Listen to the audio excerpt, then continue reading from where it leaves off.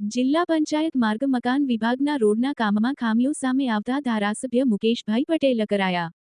Road પરથી પસાર થતાં સાઇડ સોલ્ડરિંગનું કામ અધૂરું હોવાની નોંધ લીધી. તાત્કાલિક સ્થળ પર ઊભા રહી રોડનું નિરીક્ષણ કર્યું. અધૂરું સાઇડ સોલ્ડરિંગ કામ ઝડપથી પૂર્ણ કરવા અધિકારીઓને આદેશ. માત્ર કામ પૂરું નહીં, પરંતુ ગુણવત્તા ચકાસ્યા બાદ જ પેમેન્ટ કરવાની આપી મુકેશ પટેલે કડક સૂચના. અન્ય રોડ પર થયેલા કામની પણ તપાસ કરવા નિર્દેશ અપાયા. ખામી સામે આવતા તંત્રમાં હડકંપ મચ્યો. લાપરવાહી સામે કડક કાર્યવાહીનો સંકેત અપાયો. જગદીશ સાટિયા, ન્યૂઝ 14 ઓલપાડ. અરે આ તારો શીગવાથી જે કુપરી રસ્તો જાય છે તો એ રસ્તા બાજુ સાઈડ સોલ્ડરિંગ કર્યું નથી.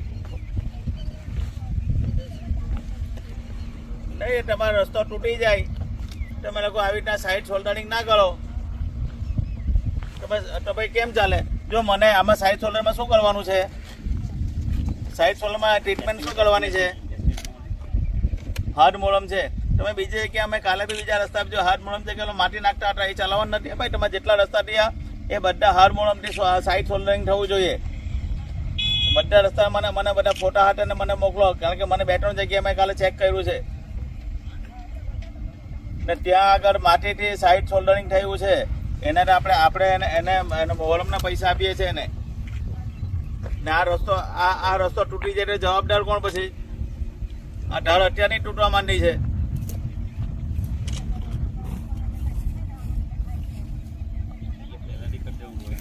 આનું અત્યારે કોઈ બિલ ચૂકવવાનું થતું નથી જ્યાં સુધી સાઈડ એક પણ કોઈ જગ્યાએ ઓલપાડમાં કામ થયું સાઈડ સોલ્ડરિંગ હું જ્યાં સુધી ચેક નહીં કરું ત્યાં સુધી એને ચૂકવવાનું થતું નથી.